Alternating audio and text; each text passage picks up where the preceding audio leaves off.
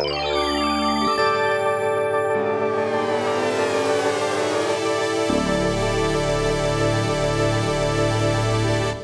and welcome to Art Salon. There are on the screen 3 speakers tonight, and unfortunately Terry Rybovich is home with a cold and so ill that she couldn't possibly make it. And she's very disappointed, and I'm very disappointed. But Sandra and I are here, and we both have so much to talk about. I'd like to start with Sandra Schulman, and I'll introduce you to her. She is an arts writer, and she is also a film and music producer. And she's had a really interesting career in a whole lot of different ways. She was born in Miami, she was raised in New York, and she's back here now living in West Palm and writing for, I think it's a new online and print publication called WPB Magazine. She writes a column on the arts in West Palm Beach every Sunday that's online, and every 3 months there's a print copy that's distributed. So look for that. She also writes for the ArtsPaper Palm Beach, and she was one of the entertainment writers for South Florida Sun Sentinel for 8 years. She's also had very fascinating experiences as a gallery co-director. She began a gallery in the 80s on the Lower East Side on Rivington Street called Spiritual America. And it showed a photograph by a then unknown artist named Richard Prince. And it was the photograph that he reappropriated of Brooke Shields that had been printed by another photographer, and he copied it, and I think it's what made him famous. He was already starting to get known, but that was Sandra's gallery. And she's written a book about that called Spiritual America. The photograph is called Spiritual America, and it was taken from a photograph by Alfred Stieglitz that was also called Spiritual America, and the gallery was called that. So she'll be telling you much more about that. Recently, she has been working with Jane Hart, who has organized an amazing exhibition of art in South Florida that has been in Miami during Art Basel Week. There were 9 different venues throughout Miami and up into Broward County. Sandra has been the manager of the space in Miami at 3900 North Miami Avenue that was the biggest of the galleries and is still open. She's got many more things to talk about, so I'm looking forward to hearing her. Sandra Schulman. Thanks for coming. I think we're going to start with the 100 Degrees in the Shade project. This started last summer, and Jane Hart, who is the curator of the Art and Culture Center in Hollywood, left that position after about 9 years. She had just been named Curator of the Year by the New Times, and then they let her go about a week later. So Jane felt like she had to do something big, and she wanted to do something inclusive. So we all holed up down at her house in Key Largo. I think Dana Donati was there too. And Jane really came up with an idea to do a South Florida art survey that had not been done in over 10 years. I think Robert Chambers had done the last one, and it was much smaller. So she started making calls to some of the top galleries in Broward and Dade County. I didn't really see what she was doing, but as it unfolded, I realized she was almost curating kind of a spread out art fair in different venues, different established galleries throughout South Florida with the top artists of South Florida, and it would culminate during Basel Week. So she really put a hook on this is what's going on in South Florida now. Of course, this was Jane's curated version.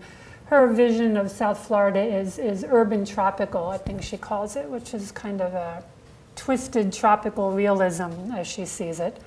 And she picked the artists, and she picked the pieces of the artists, and she got a lot of galleries on board. She got Red Bridge and Design Sublime and Carol Jazar and Swamp Space and Obsolete Media Miami. She got about 9 of the top venues. And then a real feather in the cap, we got this space at 3900 North Miami Avenue. Now this building is owned by Craig Robbins, who owns most of the design district. and has been a huge supporter of the arts.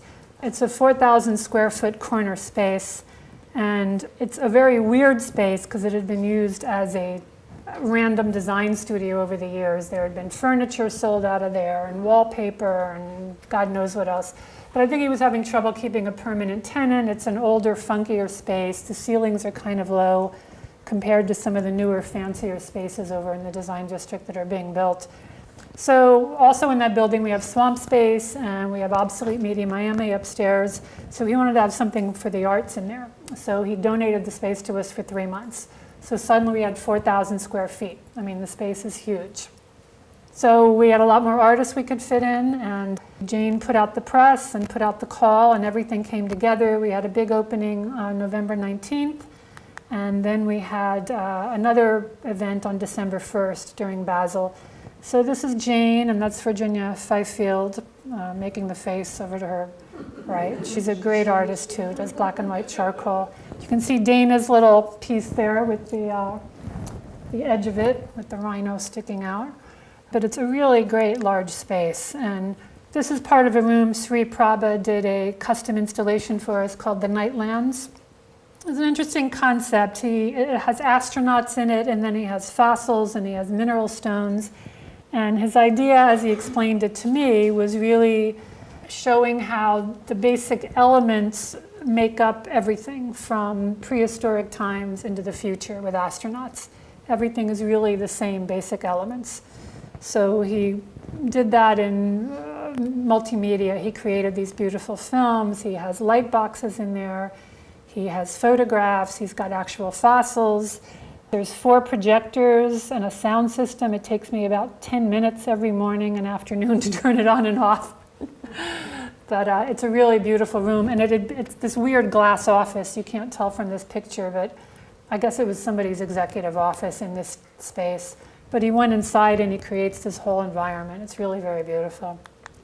This is here's a picture from inside. Mark Diamond took a lot of these installation photos.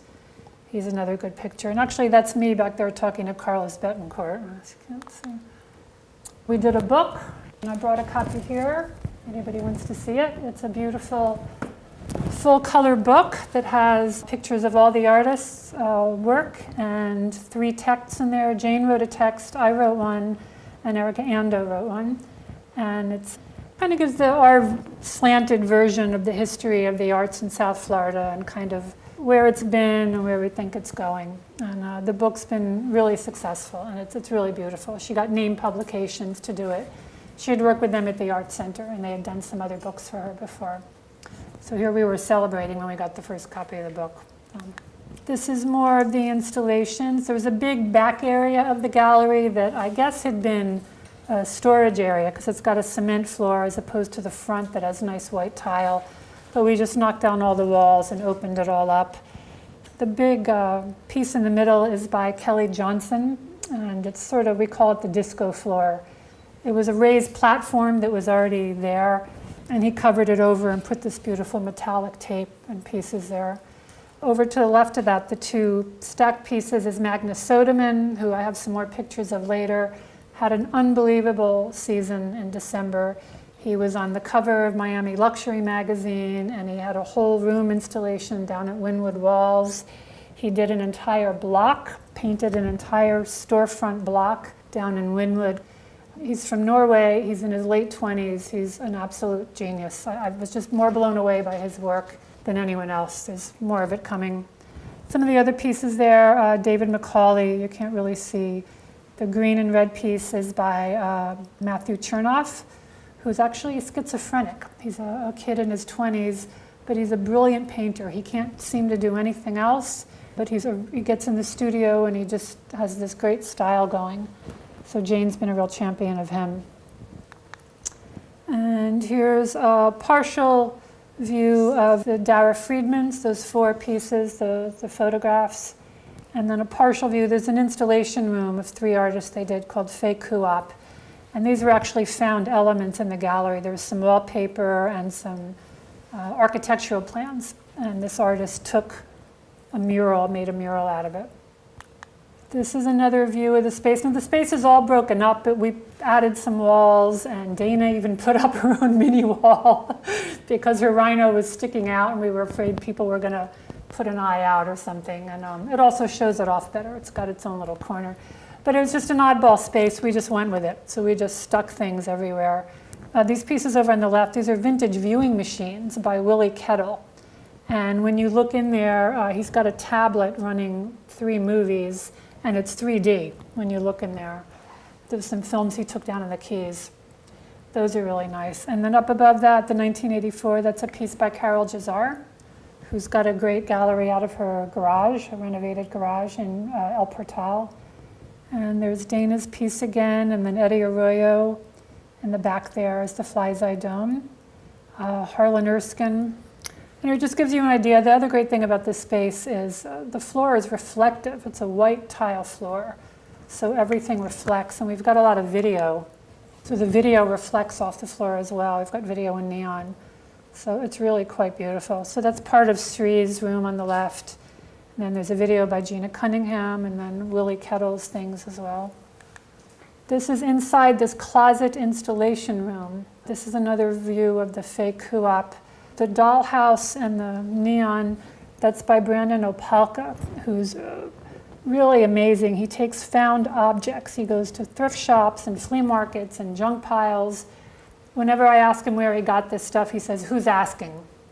So I think maybe he steals some of it, I don't know. But he's really interesting guy. I've never seen anybody quite do with found objects what he does. Just makes them into something else. And he paints with wax. He does paintings by melting wax onto large canvases, colored wax. Really, really incredible stuff. And over on the left, Christian Curiel did these found objects sprayed black, and then he put them in these shelves. It's a really great little room. You go in there, it's this weird little world. And we had an art jacuzzi. The TM sisters, these wacky girls, they brought in that's a working jacuzzi that I was running every day. They did this whole room. They painted it blue and they put this art jacuzzi in, draped it in like this shimmery gold fabric, and then they made they took these dolphin towels and embroidered and sewed things on them. It's this whole room. And opening night, people were stripping down and jumping in the jacuzzi, and they were drinking and they were making out. And the opening ended at 10, and 11:30 they were still partying in the jacuzzi. And I went over, and everybody had left by then. I was there with the jacuzzi party. And I went over, I said, Victoria, Natasha, you guys really got to go. They were in there with their boyfriends and stuff. And they're like, no, Jane said it's okay. We can stay as late as we want. I said, I'm not leaving a bunch of partying 20-year-olds in the gallery the opening night. I'm sorry, I just can't do it. So I was the bad guy and I had to kick them out of the jacuzzi. But during the entire run of the show, every couple of days, people would just walk in and strip down and jump in the jacuzzi and take photos and get out and grab a towel, not realizing the towels were for sale, and dry off and then just walk out. So I just said, at your own risk, and no more than 5 people at a time. So just stayed out of it. There's a lot of pictures on the website of that as well. It's pretty funny. It's another view of the big room. There's some pieces by Casey Autumn, this big wax piece on the floor. That's a fun one. It's another view of the jacuzzi. There's a black skull mask floating around in it. Dark humor or something. In the back there, we have the coral rock dog. Can't really see it, but Robert Chambers did that. It's named after the constellation, the dog constellation, but it's really a takeoff on Jeff Koons' balloon dogs, and he's been making them out of coral rocks. And I went to his house. He had a holiday party last week, and he's got a whole series of them going on all different kinds of stones. He puts them together with these big rods, and they're really fun. They weigh a ton, and they're all over his studio and his pool area. They're really great. Another view, there's a better picture of Dana's piece. Eddie Arroyo again, and then Harlan Erskine, and then Mark Diamond, who does these terrific 3D and hologram images. This one is of a boxer, and he's got actual boxing gloves hanging underneath it. There's the coral rock. So there's a better picture. And he's got an air fern on his back, which has been growing just fine for the past 2 months. And there's a video in the background that the TM sisters have been doing as part of the installation there. And next door to us, we have there's a gallery called Swamp Space. This is the brainchild of Oliver Sanchez. This show is really cool. He took a lot of the artists, same artists that we have in the show, but everyone made, it's called the Machine Show. They all made pieces that move. Everything is mechanized or automized somehow. There's jukeboxes that turn on, and there's mixers that you press buttons and they spin. They really went to town. He put so much work into this installation.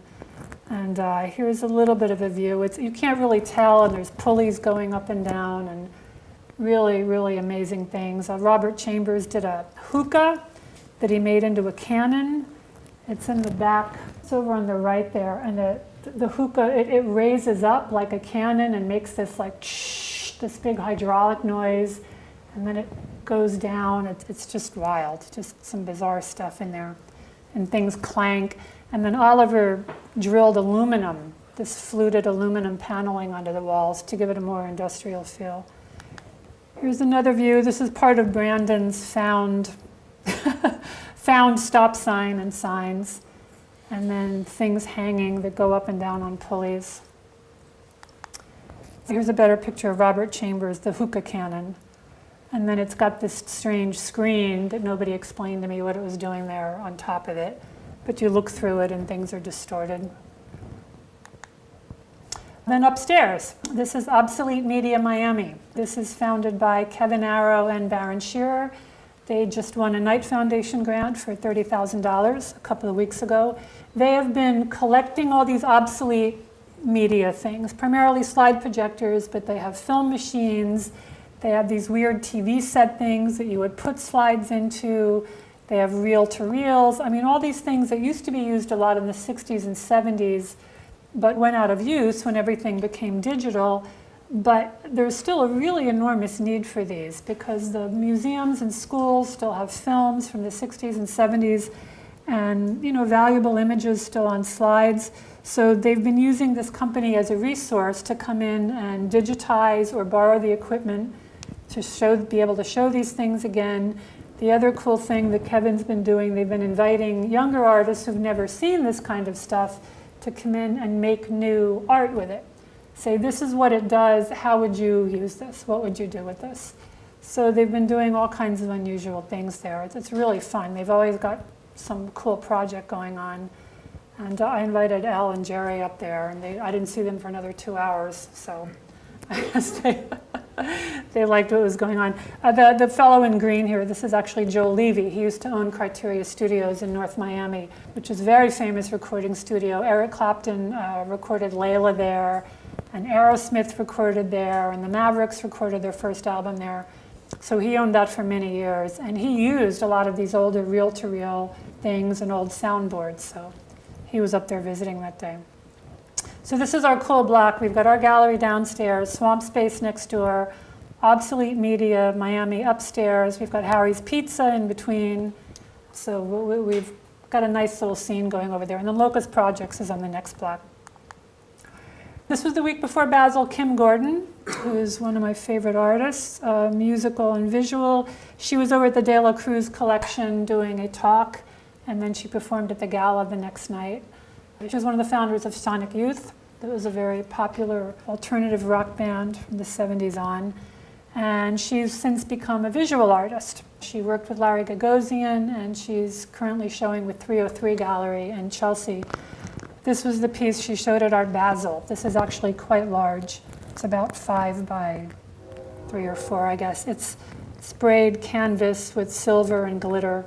She's very into tactile things and things that are kind of glittery and a little bit industrial. She does these word paintings, very, very cool work. So she was in town. And, lots of groupies, lots of Kim groupies. This was my favorite thing at Basel. I was so thrilled to see this. This is by Jimmy Durham. Jimmy Durham is a Cherokee of the Wolf Clan. Cherokee was born in Arkansas in 1940. And he studied art, but he got involved with American Indian activism, which is something that I've written about a lot. And he became an artist after about 1970, when he left the activism. And he lived all over Europe and Geneva, and he lived in Mexico. But about 15 years ago, he started doing a series of just dropping boulders onto cars and onto boats and onto trucks. And I mean, these things are massive. This thing is like 9 tons. And there's a lot behind it. His idea of this was stone, he felt, is an age-old material that also defines cities, used in architecture, but it's a very elemental thing. So every civilization has used stone. He's kind of rebelling here at the way that architecture defines civilizations, and that it really needs to kind of stop time, and it defines things in a way that he's not always comfortable with, that he thinks cities get stymied by the actual architecture. So his theory behind dropping it on these automotive things was, in a sense, stopping time and stopping progress by dropping these huge boulders. And this particular car, the FBI was using this on the reservations to spy on people during the era that he was in the American Indian movement. So I guess this is kind of his thumbing his nose at the FBI and what they were trying to do in terms of American Indian activism by dropping this boulder to stop that. And then he painted a face on it, which is, it's a goofy face, but it changes the whole piece. Native cultures believe a lot in animism, that everything has spirits. So they tend to put faces on things that are natural because they say it brings the spirit out in whatever the object is. Anyway, this piece was made for a collector, I believe, in Texas, and it sat on this guy's yard for over a decade. He decided to sell it. He gave it to this gallery. They brought it into Basel, God knows how. Must have been with a crane. This was in one of the booths at Basel, and it sold to a museum for close to $1 million. So, of course, Jimmy doesn't see that money. The collector's estate does, but it really raised his profile. This really went viral and went international, bringing this piece out of obscurity after so long. This was another great piece. Lots of women all over Basel this year. I think the Rubels pretty much set the tone. It's interesting, they've done this several years in a row. The Don and Mira Rubel are very influential collectors, and they've been collecting since the 60s. Don Rubel's, his uncle was Steve Rubel of Studio 54. But he was a doctor, and they're collectors, and they have a gallery for their foundation in Miami's, in the Design District, near to where we are. And their gallery is like 40,000 square feet. I mean, it's larger than MoCA. It's larger than the Bass. It was an old drug enforcement DEA warehouse that they bought and they converted into a foundation. But they pull from their collection every year, and they give it a theme. And 2 years ago, they did Asian art. They'd been collecting Chinese art from all over the world. Suddenly, there were Asian art pavilions all over Basel, and everybody bringing out their Asian artists. This year, they did a show called No Man's Land that was all their female artists. So that kind of, all of the dealers in Basel, a great many of them that I talked to said they took their cue from the Rubels and brought out their female artists. So this is Barbara Kruger. This is a new piece by Barbara Kruger, who's been around since the 70s. This was at Mary Boone Gallery's booth. And it's really quite large. It's a cool piece. And it's, it's a little cheeky, but it's a statement about, land grabs and mineral rights and all those things. Over at Metro Pictures, they had 2 early-ish Cindy Shermans. Cindy was kind of the original selfie girl. Started taking pictures of herself, realized she didn't like working with assistants, didn't like working with models, didn't like working with anyone, just wanted to be in her studio, and just relentlessly took these pictures of herself in different wigs and makeups and settings, and over the years got more and more elaborate. And Cindy is really successful, has had museum retrospectives, and pictures routinely sell, in the millions. And she's a very cool girl. She's just still rides around on her bicycle in New York City and goes home to her studio by herself and does all of her work, and has been loyal to Metro Pictures since the late 70s. I interned at Metro when I was in college at Sarah Lawrence in 1981. I was there for over a year, and I met Cindy there, and she was showing the film stills at that time. Small, they were like 8 by 10s. Really cool stuff. These are a little bigger, so I think these came, this was probably later 80s work that she did. And this was Walter Robinson. He also showed at Metro Pictures, and I had a little gallery that kind of spun off from Metro with Richard Prince called Spiritual America. And Walter was one of our artists, and this year he had a retrospective in Chicago at the University of Illinois. So we did a book release party for him. That's his book in the background. I've got a copy of it here. And there's an artist running around taking these little mini Polaroid portraits of people. And the guy has thousands of them. So this was a little mini Polaroid he did. This is Handsome Walter. This was in 1984 or 5. This was taken in New York. Some of his work, he's very painterly. He kind of did cheeky, like pulp magazine images and from war magazines and monkeys, and he's a real clever guy. He showed over at the show that was curated by Jeffrey Deitch and Larry Gagosian over at the Moore Building during Basel Week. The show was called Unrealism, and it filled up the whole place, all 4 floors. Walter showed 3 paintings. These are contemporary works. And they sold within 5 minutes of the show opening. So we got there about 15 minutes after the show opened, and as soon as we walked in, Jeffrey came over and said, "Walter, I just sold all 3 of your pieces." So we went up to see the pieces, and Walter was proud of himself, which he should have been. I went back a few days later, and Deitch said, "I could have sold those things 10 times over for 3 times the price." So that's good. It was good to hear. Walter was thrilled to hear. This is Walter and Robert Chambers, who's one of our artists, and they did the Coral Rock Dogs. And Walter and Robert are old friends from New York City, so they were having a good time. It was very funny to walk around the show with them because between the 2 of them, they knew everybody.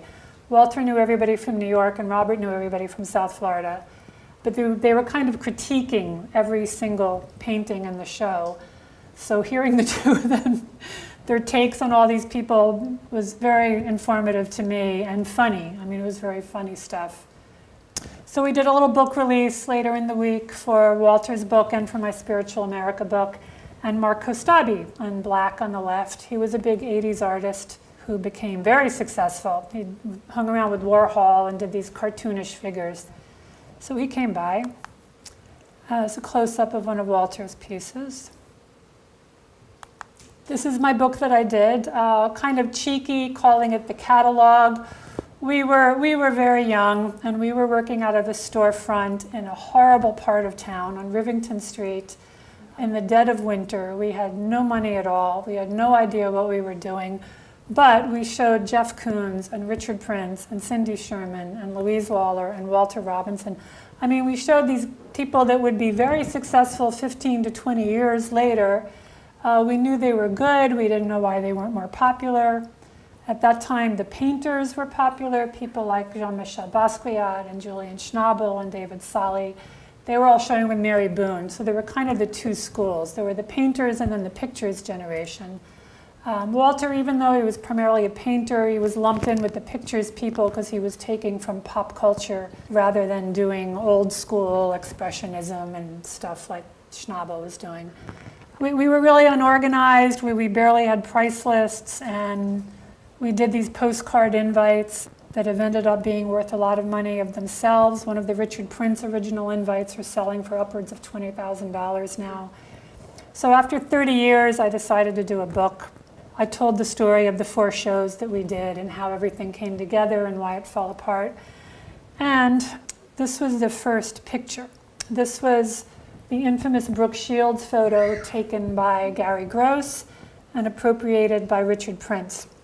Now, this is 1983. It was very hard to get people's work back then. I mean, there's no internet and very few downtown papers. The glossy magazines were certainly not going to print something like this.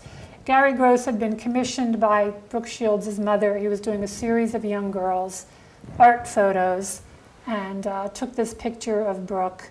The original was natural colored. Didn't have this orange tint. Richard did that. And Richard heard about this photo, but he couldn't get a copy of it.